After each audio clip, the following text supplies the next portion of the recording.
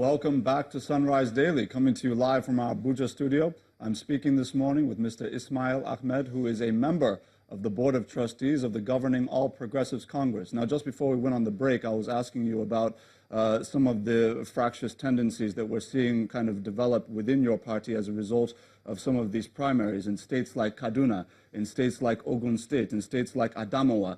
We've seen a lot of contention. What are your thoughts about the prospects of some of these, some of the fallout of these primaries affecting the prospects of President Muhammadu Buhari's re-election? I don't think it will that much. I think largely we are dismayed by it, but it's a normal process. We've been through different primary elections, cycles every 4 years, and I know that for a fact that whenever there is this hope of a government or a party winning, a general election, there has to be a lot of people who want the primary seats. I'm more so for APC this year.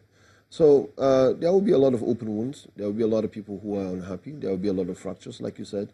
But ultimately, the party has time to heal, and it will heal and be able to calm everything down as we move along. But you see, this is going to be an election that is going to come out of, two people that have largely been tested.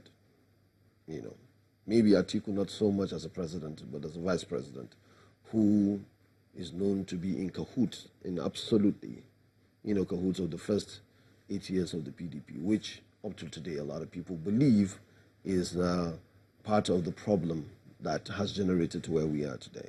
And you have a president who has run consistently against that kind of establishment of enthronement of corruption and so many other things that have, been largely known as the vice of Nigerian government since 1999.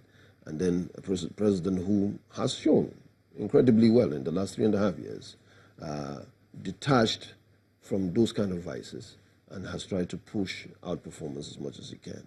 This is what this election is going to be about at the end of the day. The ability to appeal to people at the grassroots, the ability to appeal to the people in the middle class and tell them that, look, this is a stark difference. What kind of future do you want for this country? And I think we have a pretty good narrative and a pretty good candidate. Well, we're going to continue this conversation in just a moment, but at this juncture, we'll throw it over to Lagos, where Chamberlain is standing by. Chamberlain? Yes, thank you, Ajuri. Mr. Ike, you heard that. Now it appears as though the comparison that APC has got about the candidate, they think it's going to be about integrity now. The Nigerians know where to turn. Oh, okay, before I go to that, there's an allusion he made about bureau de change and, changing change to bureau de change. Ismaila, my friend, knows that all of us are in politics, and that one thing that oils the engine of politics is, unfortunately, I must say this, is money. Oh. It is. And everybody knows, both inside and outside politics.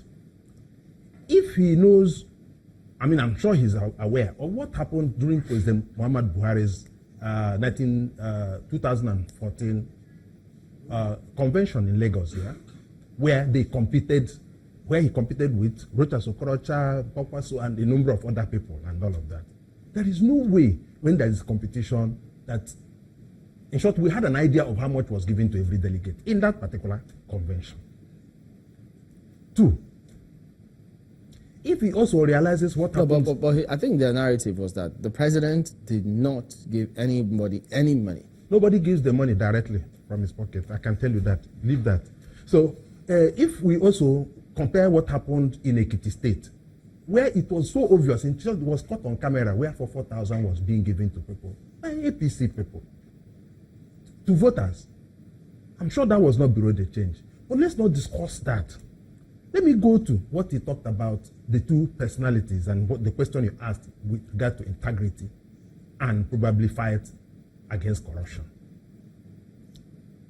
When President Muhammadu Buhari was contesting election, of course, the whole country was overwhelmed with this question of integrity. Integrity.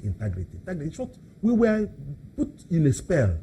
There was this collective hypnotism, mass hysteria, that ended up in a collective amnesia. We forgot too many things about Muhammad Buhari, at least the first time he was head of state. And we now said, this is an improved Muhammad Buhari, a Democrat. That is the power of public relations. Indeed, with the way President Muhammad Buhari was packaged in 2014 for that 2015 election, the whole country was, in short, we were thinking in a particular way the public relations consultant wanted us to think. I made up my mind that initially I used to think that law was the biggest profession in the world. But when I found out that journalism can change you, make you begin to see white as black, make you see black as white, according to what you are told. The whole country was told to think that Muhammad Buhari is a man of integrity, is a man of anti-corruption, is a man of all of the things. In short, when we talked about, no, does he have a certificate? They said, no, forget that. No, what of these other ones? Forget. And everybody was in the same, until they all added us into voting Muhammad Buhari. Now, let us interrogate that. But some people still believe that. No, let's interrogate the integrity and the corruption credentials. We have not tried him. We have now found out that as against a very tough leader that we were told, that indeed he could be a person who is superintending over an executive where he will forward a name of an anti-corruption, a EFCC chairman for confirmation. Somebody within his cabinet will forward a counter opinion that makes the man remain permanently acting till today within his own cabinet. So that shows, does that show a strong leader? But two things about this. Take another view before I lose my thought. Okay. This is the same place where a man is fighting corruption, is the secretary to government, right inside his office, has an issue with regard to corruption. It took him nearly 1 year before he took a decision. He's the same man who said he sent his IG to a particular trouble spot and was to realize about 2 months later that the man did not go there. We're talking about the tough integrity, corruption, anti-corruption czar, as it were. Given those submissions of yours, the elite may think in one way, but his political base has never been the elite. So does PDP really think that there's a chick in the armor, or they are overestimating what they think the situation is? You see, that is why underestimating, I should say. Good. You see, that is why I started my interview today with the fact that there is a balance of political terror. The reason is that Atiku Abubakar has access to those hoi polloi, as it were, the truck pushers, the almajiris, as it were. He also has them. So they are going to draw from the same pool. And I'm happy Ismaila acknowledged he that. Said that Atiku has never won, has never defeated the president at any point in time. You see, that analysis makes him happy.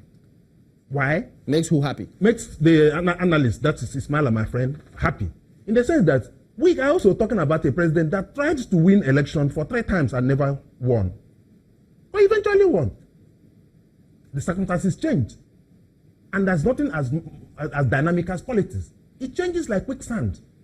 And again, with the analysis is also made regarding the Southeast always votes for the government. The vice presidential slot. No. So the one that got to me was the one that he said they always vote for the government that is at the center and all of that. And I'm saying that this election is going to afford the Southeast an opportunity to tell the nation how they feel. One, in the Southeast, they used to talk about marginalization. The thing went beyond marginalization to exclusion. And now they have been excluded from government. If you notice, there's some quiet around the Southeast. Nobody's talking about marginalization any longer, or exclusion and all of that. Everybody wakes up in the morning in the Southeast and checks whether their PVC is still in their possession. The reason is that they are about to make a powerful statement that you do not neglect such a huge block in the political equation of Nigeria.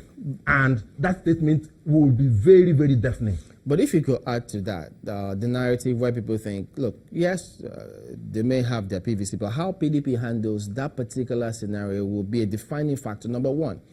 are they going to pick a vice presidential candidate from the southeast or from the southwest, particularly Ogun State, if they want to break the influence that the vice presidential slot will have in the southwest? How are they going to appease the former President Obasanjo factor? And if they go ahead and do all of those, it determines what will the South feel. And how will the PDP handle that? You see, these are all matters of political strategy. And that is why, like I told you, I commend the the former vice president, that is Waziri Atiku, for what he said in his acceptance speech. And Obasanjo, that everybody says does not support Atiku. Atiku extends an olive branch to him in a convention he did not attend, he did not contribute to. He was not part of the people who voted him in. He found time to acknowledge the exposure he gave him in politics and the chance he gave him to become a vice president. In other words, what has he done? He has taken it back to him, such that if for any reason an Obasanjo continues to fight an Atiku, people will now say that, what is he human at all? Because even God forgives our iniquities. What is it he could have done to Obasanjo that he cannot ever forget or forgive? So it takes time to acknowledge him on national television for his victory, which Obasanjo did not participate in. Does that change? So that assuages is a master stroke. But then back to whether or not the vice president should come from southwest or southeast. These are things that PDP can sit down and make their allocations, given what strength such appointment is going to give to their campaign. But I do not think that if the southeast does not get vice presidential slot, that is going to be such a huge offense, as it were. But if they do get, it is also going to be good. Indeed, they are asking for it. But then, a vice presidential slot does not in itself translate to victory. What translates to victory is capacity to reach those people. In short, the only way you can, I'm not saying the market, the only way you can counter the narrative of the APC is a president who comes and tells the other parts of the country that I'm going to include you in my government. I'm going to be comfortable working with anybody who is not part of my ethnic stock. I'm going to find competent people, since they said they can only find competent people in one particular group of people in this country, that I'm going to find competent people in almost all the geopolitical zones in this country, and I'm comfortable working with them. That would be a master stroke.